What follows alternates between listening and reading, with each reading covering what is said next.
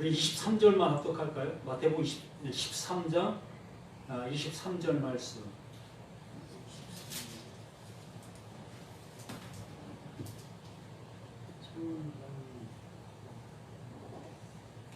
좋은 땅에 뿌려졌다는 것은 말씀을 듣고 깨닫는 자니 결실하여 어떤 것은 100배, 어떤 것은 60배, 어떤 것은 30배가 되느니라 하시더라. 아멘. 찬양 해주실 분 계십니까?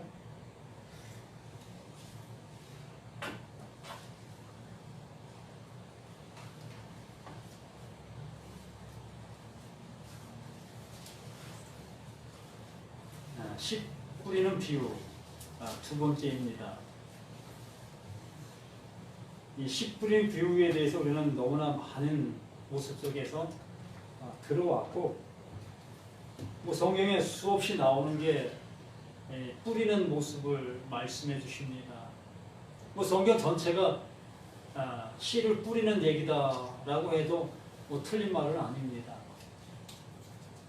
그래서 이 비유를 모르면 어떠한 비유도 알 수 없다라고 예수님께서 말씀해 주시기도 하셨어요. 그만큼 이 씨 뿌리는 비유를 알아야 이 성경에서 말씀하시고자 하시는 하나님의 의도, 그 마음을 알 수 있다라고 말씀하시는 것입니다.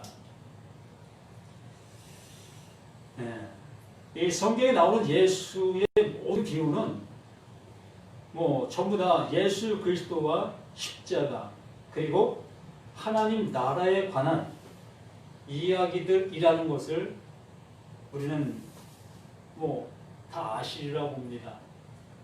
이 성경 전체가 예수 그리스도와 그 십자가 또 하나님의 나라, 그 영원한 것들, 보이지 않는 그 세계, 그것을 말씀하고 계시다는 것을 우리는 이미 알고 계신 그 모습 속에 있습니다.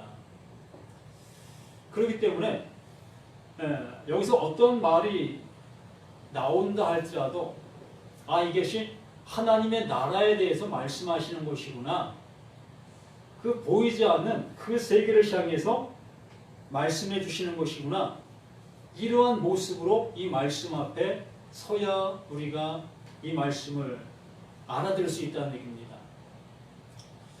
그렇지 아니하고 이 말씀을 내 눈에 볼 수 있는 것들과 내가 알 수 있는 지식적으로, 상식적으로 우리 생활 속에서 느낄 수 있는 이러한 것들의 모습으로 또 그런 것들을 말씀하신다라고 생각하면 우리는 그 하나님의 말씀을 듣지 못하고 있는 것이다라고 우리 스스로가 알으셔야 한다는 얘기입니다.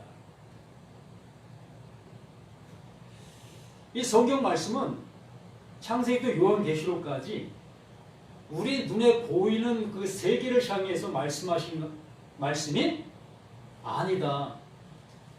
그런데 성경은 우리 눈에 보이는 세계를 향해서 말씀하고 있어요. 우리 눈이 볼 수 있는 것과 우리 일상생활 속에서 우리들이 느낄 수 있는 그러한 일들, 그러한 것들을 말하고 있다는 얘기입니다. 이 성경이. 그렇기 때문에 하나님의 말씀을 이 비유, 씨 뿌리는 비유를 알지 못하면 그 예수님의 다른 어떠한 비유도 알아들을 수 없다라고 예수님이 말씀하시는 거예요.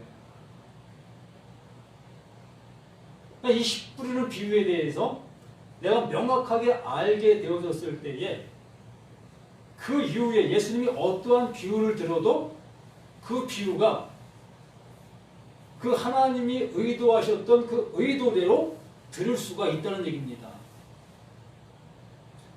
이 씨 뿌리는 비유뿐만 아니라 예수님이 많은 비유들을 말씀하십니다. 그 많은 비유들을 말씀하시는데 천국의 비유다라고 말씀하시면서 땅적인 그러한 얘기들을 얘기하셔요.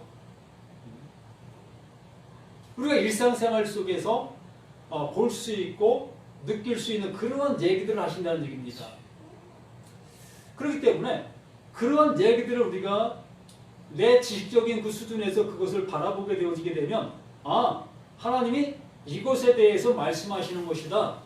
그렇게 알게 되어지고 또 그렇게 믿고 그 모습을 가지고 하나님께서 내게 말씀을 알려주셨다라고 생각을 하게 된다는 얘기지요.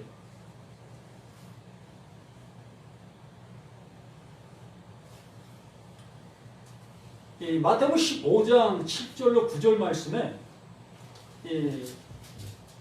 하나님의 말씀을 어떻게 우리가 받아보고 있는가에 대해서 말씀하신 게 있습니다. 마태복음 15장 7절 말씀 볼까요?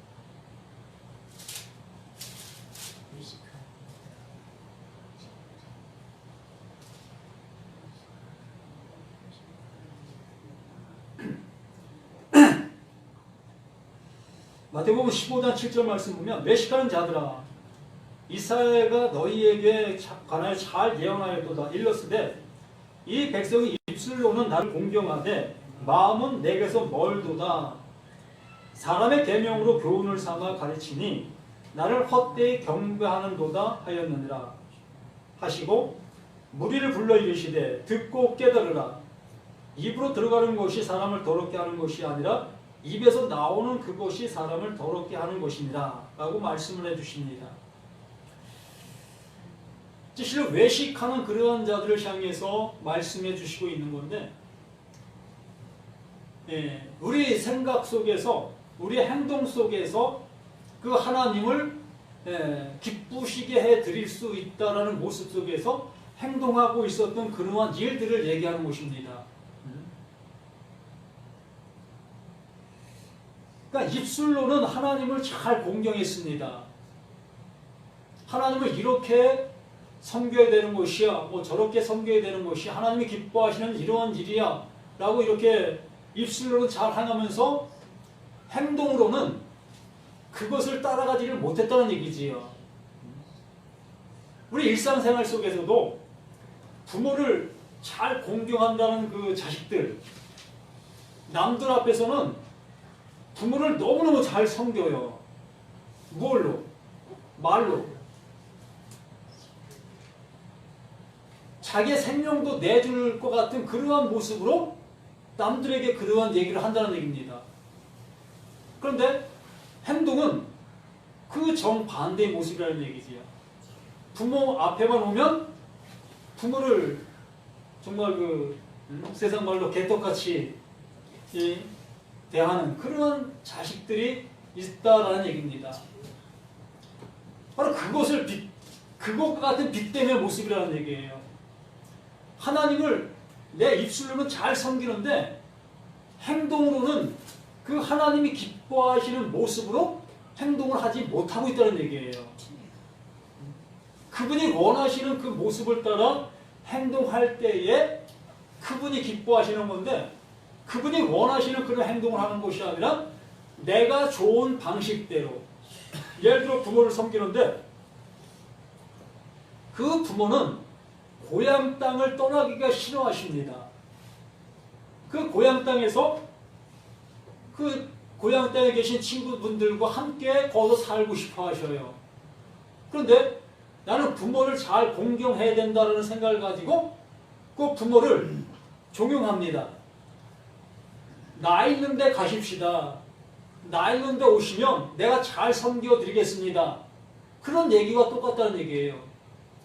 부모를 잘 공경한다는 것은 부모 마음에 맞춰 그분이 원하시는 대로 그분을 대해드리는 것. 이게 그분이 기뻐하시는 그 모습이 되는 것이라는 얘기지요. 그런데 자식은 자식이 좋은 대로 내가 있는 이곳에 와서 모셔와서 이곳에서 섬기겠다라는 모습을 섬기는 것과 똑같은 그 얘기를 여기 성경에서 말씀하고 있는 그 모습과 똑같다는 얘기예요. 하나님은 이렇게 원하시는데 나는 저런 방법으로 그 하나님을 섬기고 있는 것, 그 상태의 그 모습을 입술로는 공경하나 행동으로는 그렇지 않다라는 얘기를 하고 있는 거예요.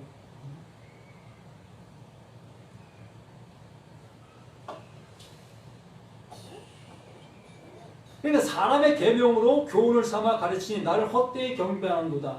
하나님의 말씀을 하나님의 마음에 합한 모습으로 그 마음을 알아 그 마음의 뜻을 따라 해야 되는데 사람의 계명 이렇게 하면 그 하나님이 기뻐하실 거야. 누구 생각? 내 생각. 내 생각으로 그 하나님을 섬긴다는 얘기입니다. 이게 사람의 계명이에요.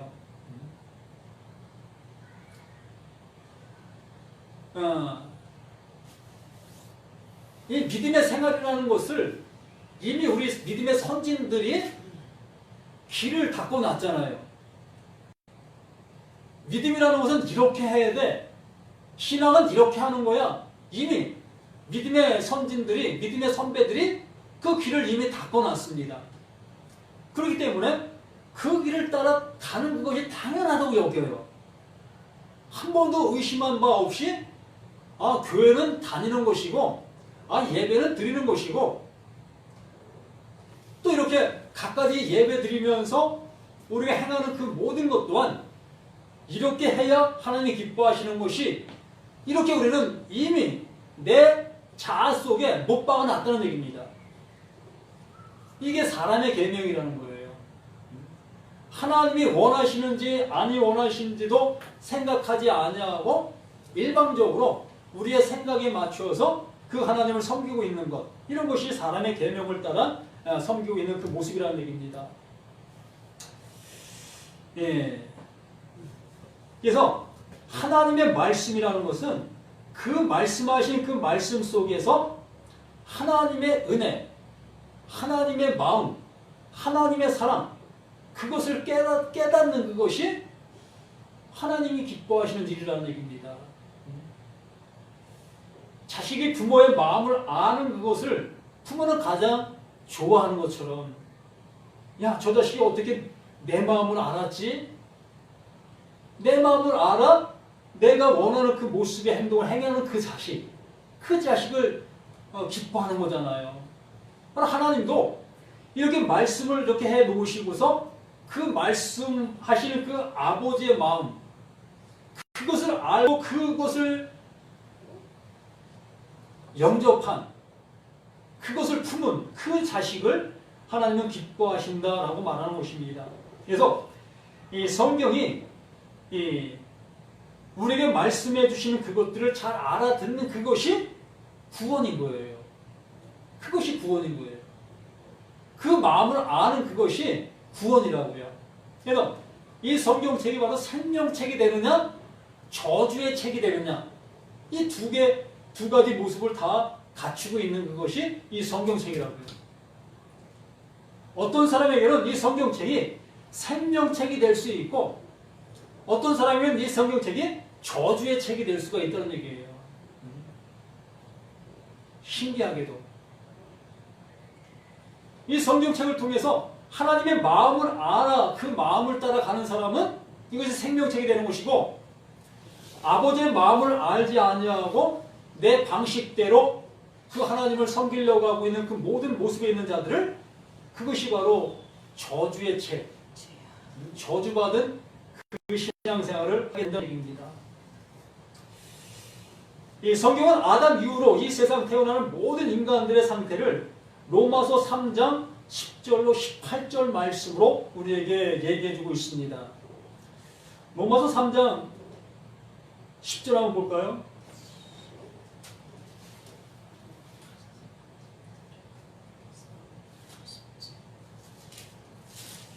기록된 바 의인은 없나니 하나도 없다. 이렇게 지음받은 모든 사람들을 지칭해서 말씀합니다. 해 아래 있는 모든 모습에 있는 사람들을 향해서 이렇게 얘기하는 것입니다. 의인은 없나니 하나도 없으며 깨닫는 자도 없고 하나님을 찾는 자도 없고 다 치우쳐 함께 무익하게 되고 선을 행하는 자는 없나니 하나도 없도다. 이게 사람의 본 모습이라는 얘기입니다. 우리의 모습이라는 얘기예요. 그들의 목구멍은 열린 무덤이요 그 혀로는 속임을 일삼으며 그 입술에는 독사의 독이 있고 그 입에는 저주와 악독이 가득하고 그 발은 피 흘리는데 빠른지라. 이런 얘기가 이 세상적인 그러한 모습 속에서 하는 얘기가 아닙니다.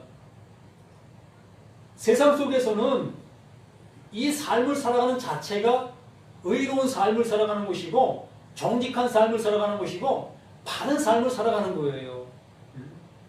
이 비진리 속에서 이렇게 살아가는 그 모든 사람들의 행태, 그 모습이 악하다고 얘기하는 게 아니에요.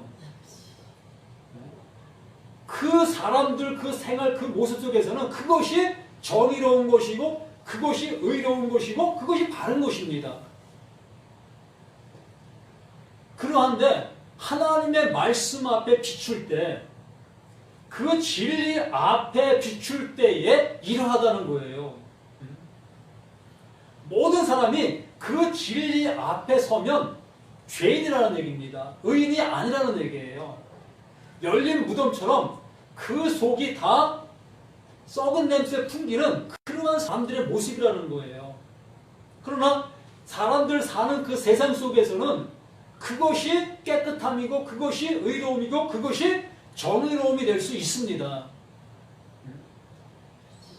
그러나 이 성경 말씀 앞에 하나님 말씀 앞에 우리의 존재가 놓여졌을 때는 이러하다는 것을 그 바울을 통해서 우리를 얘기해주고 있는 것입니다.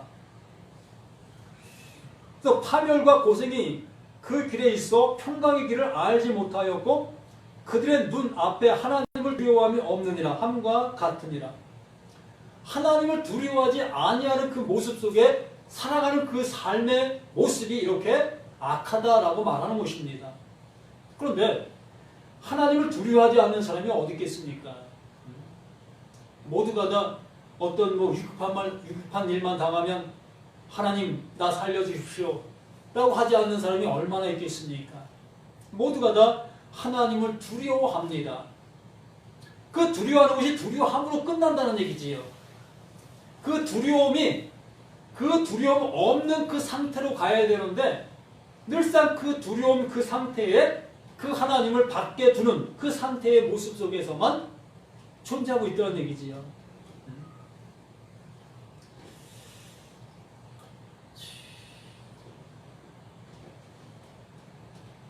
그래서 이 모습, 이러한 상태의 모습을 마태복음 13장에 말씀하시는 것, 길가, 돌밭, 가시떨기 그 상태의 모습이라고 얘기해주고 있는 거예요. 바울은 이 길가, 돌자, 가시밭 이 상태를 로마서 3장 10절 이하의 그 말씀으로 다시 말한 그 상태의 모습이라는 얘기죠. 의로운 것을 찾아볼 수가 없고 깨끗함을 찾아볼 수 없는 상태가 이러하다는 거예요. 이러한 밭의 형태가 우리의 모습이라는 것을 적나라하게 지금 고발시키고 있는 것이겠지요. 결과적으로 절대 열매를 맺을 수 없는 그러한 상태, 열매를 맺을 수 없는 그 밭이요, 그 상태의 그 모습이라는 얘기입니다. 그래서 잎만 무성한 무화과 나무와 같다는 것이죠. 예수님께서 그 잎만 무성한 무화과 나무를 저주하셨지요.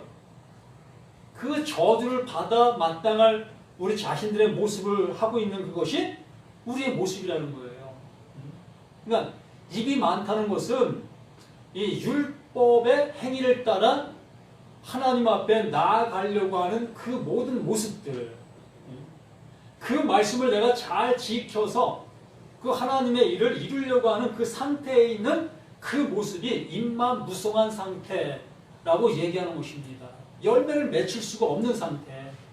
하나님이 원하시지 않는 그 방향으로 가기 때문에 그 하나님이 원하시는 열매를 맺을 수가 없다는 얘기예요.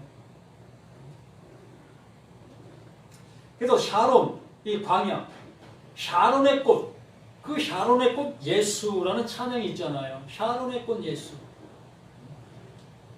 그 광야에 핀 그 예수. 광야에 온 그 예수. 샤론의 꽃으로 오신 예수께서 그 풀에 붙어, 이 풀이라는 것은 씨가 없는, 열매 맺을 수 없는 그러한 상태를 풀이다라고 얘기하는 것입니다. 그래서 풀이라는 것은 곧 열매 맺을 수 없는 죄인된 누구? 나의 상태, 우리의 상태를 풀이다라고 얘기하는 거예요. 우리는 들의 풀이에요. 해가 뜨면 시들어 말라버릴 그 상태가 바로 우리 모두의 풀의 상태, 풀이라는 거예요. 내가 풀이라는 겁니다. 그래서 그 풀에 누가? 그 예수가 함께 연합되어져야 온전한 그 모습이 되어져 갈 수 있는 그것. 예수님 없이는, 하나님의 은혜 없이는 홀로 설 수 없는 존재가 우리 사람, 우리 모두라는 것을 말씀해 주는 거예요. 그래서 이 말씀을 통해서 그것을 알게 해주시려고 하나님은 계속해서 말씀하시는 거예요.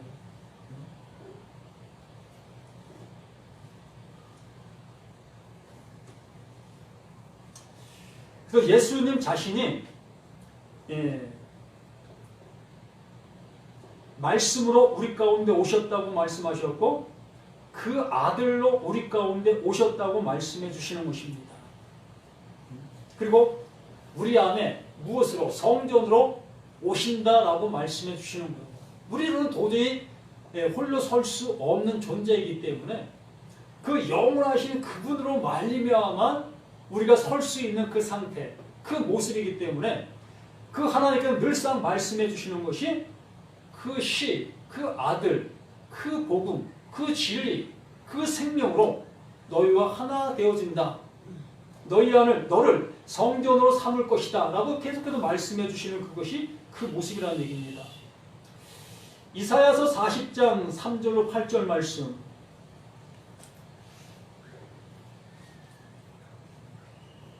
이사야서 40장을 보시겠습니까?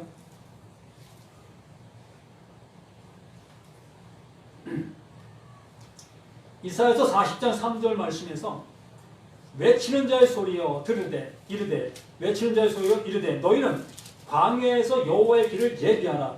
사막에서 우리 하나님의 대로를 평탄하게 하라. 우리는 나 자체가 사막이고 나 자체가 풀입니다. 그러한 상태에 있는 우리들의 모습이라는 얘기죠. 그런데 그러한 그 상태에 광야에서 여호와의 길을 예비하라. 사막에서 우리 하나님의 대로를 평탄하게 하라. 이렇게 되게 돼야 된다는 얘기입니다. 그러면서 골짜기마다 도두어지며 산마다 언덕마다 낮아지며 고르지 아니한 곳이 평탄하게 되며 험한 곳이 평지가 될 것이요. 누가 이렇게? 누가? 하나님이 이렇게 해주시겠다는 얘기입니다. 광야, 이러한 상태에 있는 우리를 향해서 대로를 평탄케 이러한 모습을 그 하나님께서 해주시겠다는 얘기지요. 그 5절마다 여호와의 영광이 나타나고 모든 육체가 그것을 함께 보리라. 이는 여호와의 입이 말씀하셨느니라. 말하는 자의 소리가 이르시되 외치라. 대답하되 내가 무엇이라 외치리까 하니 이르되 모든 육체는 풀이요 모든 육체는 풀이요 그의 모든 아름다움은 들의 꽃과 같으니 풀은 마르고 꽃이 시들문 여호와의 기운이 그 위에 불미라. 이 백성은 실로 풀이로라. 풀은 마르고 꽃은 시드나 우리 하나님의 말씀은 영원히 서리라 하시니라. 무엇이 영원히 씁니까? 그 하나님의 말씀이 영원히 쓴다는 것이에요. 우리는 마르게 되어지는 풀이고 정말 존재가 존재 아닌 모습이다라고 말하는 것이지요. 그러한 존재 없는 우리에게 그 영원한 존재가 존재로 우리에게 오신다는 거예요. 이게 복음서에서 수없이 말하는 내가 하나님 안에, 하나님이 예수 안에, 예수가 누구 안에?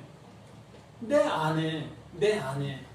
이러한 말을 여기에 이렇게 해주시는 거예요. 그 영원한 것이 어디? 내 안에 들어와야만 그 영원한 것으로 인해서 영원한 존재가 되어진다는 거예요.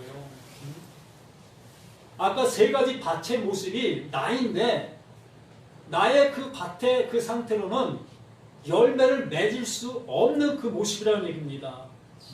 그래서 그 밭에 있는 그 모든 악의 조건들, 열매 맺을 수 없는 그 모든 것들을 어떻게 한다? 평탄케 한다는 거예요. 하나님이 임하실 수 있는 그 모습 되도록 기경한다, 갈아엎는다, 뒤집어버린다. 그 얘기를 해주고 있는 것입니다. 그렇게 되어짐으로 인해서 그분이 오실 수 있는 그 상태, 좋은 밭, 옥토밭이 되게 되어진다는 얘기예요. 무엇으로 인해서? 그분의 말씀으로 인해. 그분의 말씀으로 인해.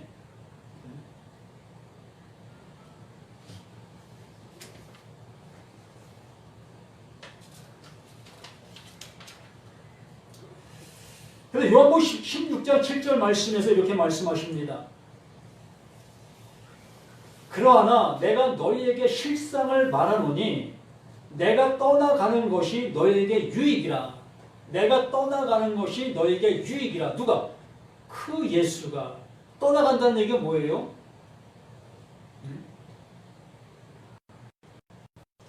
죽은 거잖아요. 육체로 오신 그 예수는 죽으신다는 얘기입니다. 너희 눈에 보이는 나는 사라진다는 얘기예요. 없어진다는 얘기입니다. 그것이 너희에게 유익이다. 내가 죽는 그것이 너희에게 유익이다. 이렇게 죽는 그것이 곧 너희의 그 옥토밭 되게 만드는 그 일이다. 나의 돌짝밭, 나의 길가밭, 나의 가시밭, 이것이 그 예수의 죽음과 함께 나의 그 상태, 그 모습이 죽은 것이다 라는 것을 알려주시는 그 모습을 이거 말씀해 주시고 있는 거예요. 내가 떠나가는 것이 너희에게 유익이다. 내가 의지하고 나의 어떤 구세주라고 붙잡을 수밖에 없었던 그 예수가 떠나가잖아요. 그 떠나가는 그 모습은 나의 소망도 뭐 어떻게 되는 거예요? 완전히 절망이 되는 거예요. 이 육체로서 어떤 것을 이루려 했던 그 모든 모습이 절망의 상태. 절망의 상태라는 것은 곧 이 육체로는 죽임을 당한다. 이 상태로 간다는 얘기입니다. 그래서 내가 떠나가지 아니하면 보혜사가 너희에게로 오시지 아니할 것이요. 가면 내가 그를 너희에게 보내리니 이 보혜사, 성령, 깨끗한 말, 진리라는 얘기예요. 진리.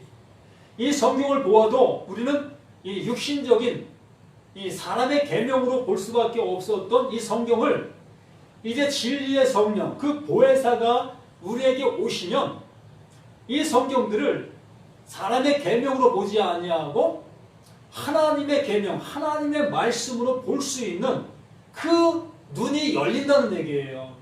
그 귀가 열리고요. 그 상태가 되어지는 것을 여기 이렇게 말씀해 주시고 내가 떠나가지 아니하면 보혜사가 너에게로 오시지 아니할 것이요. 그가 가면 내가 그를 너희에게 보내리니. 그래서 고린도전서 3장 16절에 말씀하십니다. 너희가 하나님의 성전인 것과 하나님의 성령이 너희 안에 거하시는 것을 알지 못하느냐. 이것이 하나님의 그 씨앗 뿌림, 하나님의 씨 뿌림의 모습을 우리에게 말씀하시는 거. 어디에 뿌린다? 나의 밭, 나의 밭. 나의 밭이 어떤 밭이에요? 돌짝밭, 가시밭, 길가밭. 도저히 열매를 맺힐 수 없는 나의 상태에 있는 나에게 하나님의 씨앗, 그 영원한 씨앗을 내게 뿌리신다. 그 뿌려주심으로 인해서 그 돌짝밭, 가시밭, 또 길가밭이 성전이 되어진다는 얘기입니다. 하나님의 성전이. 무엇으로 인해서? 그가 뿌려주신 그 생명의 씨앗으로 인해서, 그 진리가 내게 임하심으로 인해서 나의 상태가 완전히 변한다는 얘기예요. 옛 성전인 나, 옛 것인 나는 그냥 그 예수, 그 육체로 오신 그 예수와 함께 죽는 거예요. 없어지는 것입니다. 사라지는 거예요. 그렇게 되어지니 이제 보혜사 성령, 그 그리스도로 오신 그 영, 그 말씀, 그 진리가 내 안에 들어와 그 말씀과 함께 계시는 그 하나님이 나에게 존재로 오시는 거예요. 그게 하나님의 성전이다라고 얘기하는 것입니다. 그래서 고린도전서 3장 16절 말씀이 그 말씀이 너희가 하나님의 성전인 것과 하나님의 성령이 너희 안에 거하시는 것을 알지 못하느냐. 옥토밭이 된 거예요, 이게.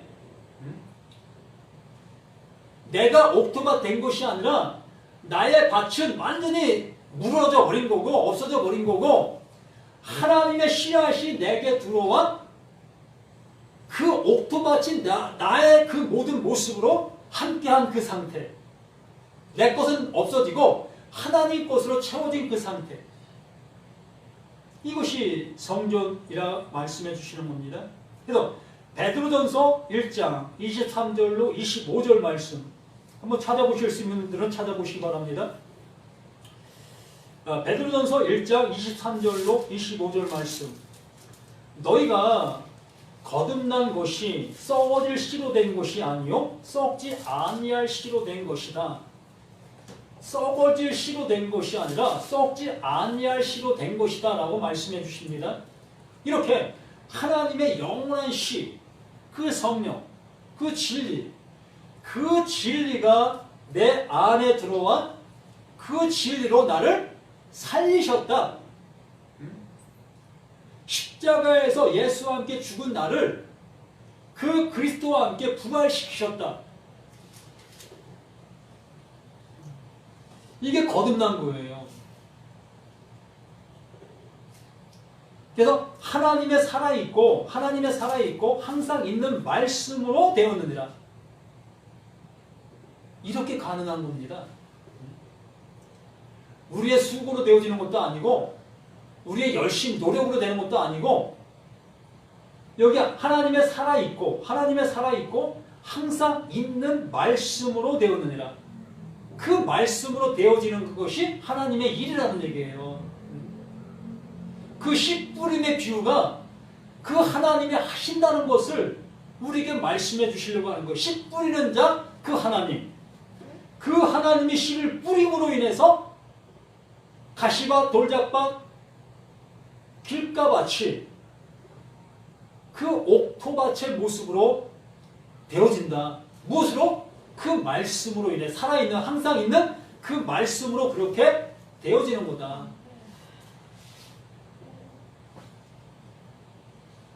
그러므로 모든 육체는 풀과 같고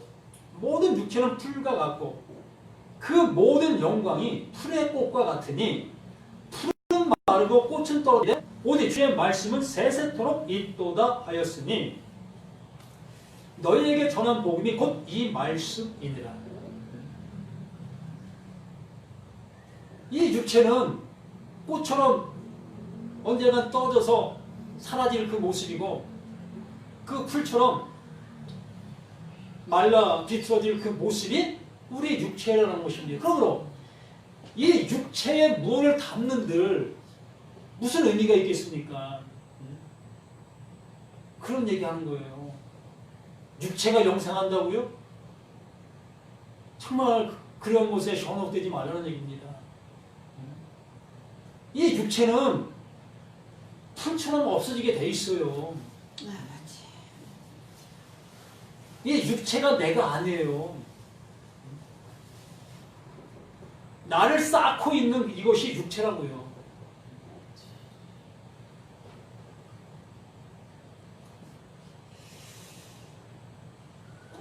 네. 그런 우리의 불가능과 무력함의 밭에 생명의 씨앗이 떨어져 돌과 가시떨기를 부수고 돌과 가시떨기를 부수는 거예요. 없애버리는 것입니다. 찢어버리는 것이에요.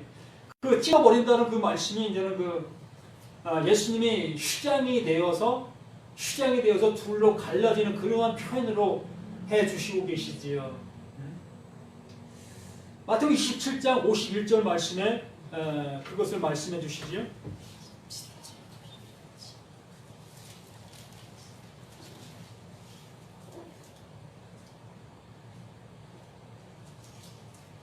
마태복음 27장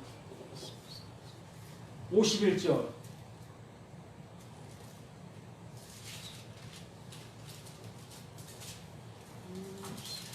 이에 성소 휘장이 위로부터 아래까지 찢어져 둘이 되고 땅이 진동하며 바위가 터지고, 바로 이 얘기를 하는 거예요.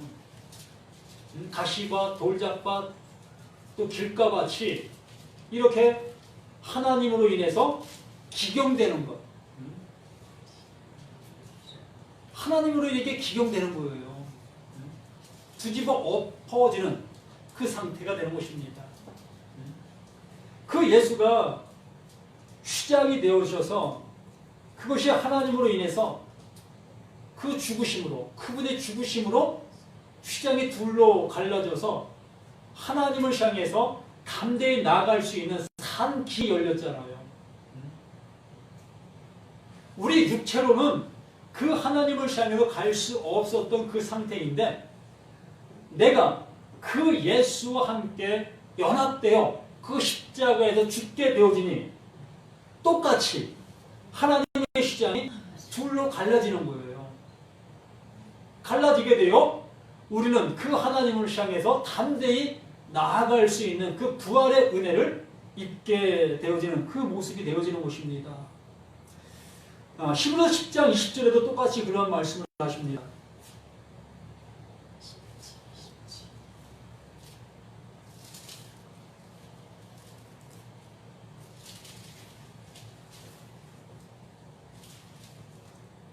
히브리서 10장 20절 말씀입니다. 그 길은 우리를 위하여 휘장 가운데 열어놓으신 새로운 산 길이요, 휘장은 곧 그의 육체이니라.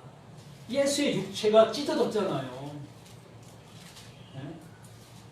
그 찢어짐이 그 예수의 육체만 찢어진 것이 아니라 누구의 육체도 찢어졌다고요? 네? 살았다고 얘기하는 나의 육체도 이렇게 찢어진 거예요. 죽은 것이라는 얘기입니다. 그 예수와 함께 나도 함께 죽게 되어짐으로 하나님 앞에 나아갈 수 없었던 것이 이제 나아갈 수 있는 그 은혜의 길이 열려진 거예요. 우리의 상태를 알게 됐잖아요. 죄가 무엇이었는지, 내가 어떤 밭을 가지고 있었는지, 나의 상태가 어떤 밭이었는지를 알게 되어지니까 그 알게 된 자들을 향해서 하나님께서 예수를 선물로, 또한 내가 그 은혜로 함께 있게 되어지는 그 모습이 돼요. 함께 죽는 거예요. 고린도전서 10장 1절로 2절 말씀을 봅니다.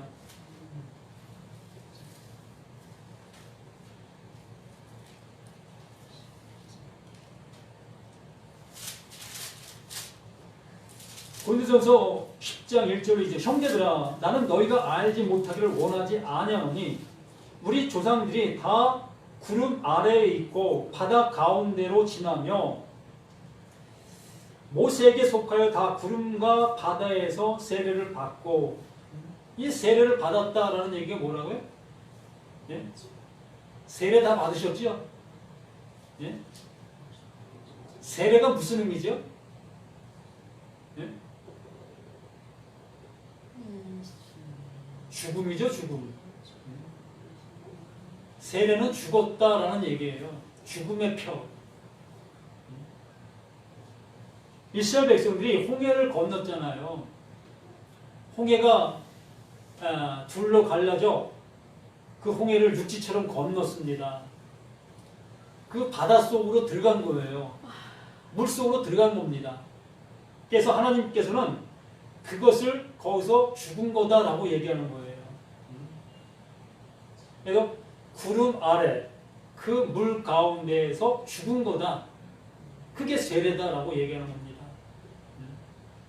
우리도 이렇게 세례를 정말로 이 은혜 가운데 받으셨다면 우리도 똑같은 하나님의 은혜를 받은 거예요. 죽은 자로 인정되어 하나님께서 살려주시는 산자가 되어지는 그 모습이 되어지게 된 것이라는 얘기입니다. 그러니까 모세에게 속하여, 이 모세에게 속했다는 것은 율법에 속해 있는 우리 모두였다는 거예요.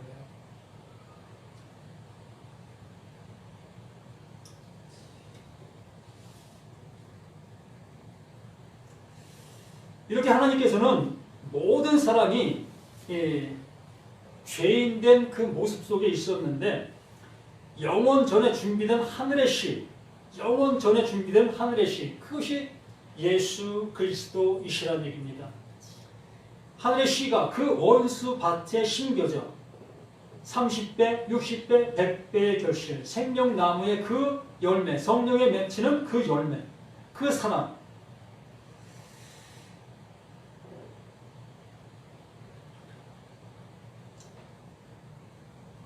예, 100배의 결실을 맺는 구원의 현실을 설명해주는 비유가 바로 이 씨 뿌리는 비유의 핵심이다라고 말하고 있는 것입니다. 그래서 이 씨 뿌리는 비유를 모르면 구원받을 수 없다라고 얘기까지 하는 것입니다. 그래서 신천지라는 곳에서 이 씨 뿌리는 비유를 가장 중요시 여기는 것 중에 하나예요.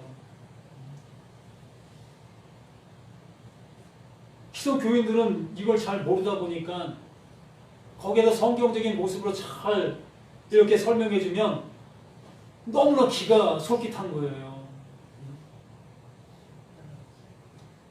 그 소리를 뭐 그냥 넘길 수 있는 모습이 아니다 보니까 이렇게 우리 자신들에게도 이 씨 뿌리는 비유, 이 비유를 통해서 나 자신에게 씨 뿌림의 비유가 완전히 이루어졌다면 그 뭐 더 이상 궁금해할 이유도 없는 거지. 그래서 갈라디아서 3장 16절 말씀에서 우리에게 또 명쾌하게 말씀해 주시는 것이 있는데 한번 3장 16절 펴보세요. 갈라디아서 3장 16절 중요한 그 구절이 이 말씀 속에 있습니다. 갈라디아서 3장 16절에서 이 약속들은 아브라함과 그 자손에게 말씀하신 것인데 여럿을 가리켜 그 자손이라 하지 아니하고 오직 하나를 가리켜 내 자손이라 하셨으니 곧 그리스도라. 이게 시란 얘기입니다. 이게 시예요. 하나님의 시. 이게 말씀의 시라는 얘기예요. 뭐 의로운 시가 있고 악한 시가 있고 뭐 신천은 그렇게 얘기하는데 그런 시가 아니에요. 시는 한 가지밖에 없습니다. 오직 이 시, 그리스도, 이 그리스도의 시밖에 없는 거예요. 근데 이 시를 어떻게 받아들이는가가 악한 시, 선한 시가 되는 거고요. 옥토밭에 열매를 맺는 시인지 가시밭에 자라는 시인지 이것은 어떻게 말씀을 받아들이고 있느냐의 모습에 있는 우리 각자들의 모습이라는 얘기입니다. 시는 오직 그리스도 이 한 시밖에 없어요. 이 시로 인해서 모든 것이 이루어지는 것입니다. 그래서 그 시, 창세기 3장 15절부터 시, 자손, 후손 등의 이름으로 계속해서 반복되어서 말씀하고 있는 그것이 그것이라는 얘기예요. 그래서 갈라디아서 3장 16절에 명확하게 그 시가 무엇인지에 대해서 바울이 도장을 찍어 놓은 거예요. 시에 대해서 생각하지 말라고. 시에 대해서 달리 생각하지 말고. 이런 시, 저런 시가 있다라는 얘기가 아니라 오직 그리스도 시만 있다고. 그 시가 뿌림을 받는 자는 옥토밭이 되는 거고요. 그 시를 뿌렸는데도 그 시로 알아보지 못하는 자가 가시밭, 길가밭이 되는 거예요. 저는 여기까지 합니다. 그래서 시는 오직 그 한 시, 그리스도밖에 없다는 것만 잊지 아니한다면 이 성경에도 수많은 시들이 나오는데 그 시로 인해서 혼동되지 아니할 겁니다. 잘못된 방향으로 가지도 아니할 거고 또 누가 와서 시에 대해서 설명해도 흔들리지 아니할 겁니다. 기도합니다. 아버지 하나님, 아버지가 주신 은혜 지실로 무엇으로 우리가 알 수가 있겠습니까? 아버지 시 만세전에 예비해 놓으시고 준비해 놓으시고 예정해 놓으신 그 시, 그 그리스도의 시, 그 시로 인해서 우리를 열매되게 하시려고 하셨습니다. 아버지, 여기 계신 우리 모두가 그 시로 인해서 열매가 되어졌는지 다시 한번 우리 자신들이 확인할 수 있는 그 모습 되어질 수 있도록 도와주시옵소서. 또한 아버지의 말씀을 들고 나갈 때에 진정 이 시를 들고 나가 이 시를 마음껏 뿌릴 수 있는 우리 모두가 되어져 갈 수 있도록 도와주시옵소서. 영원하신 생명이 되시는 예수 그리스도 이름으로 기도드립니다. 아멘.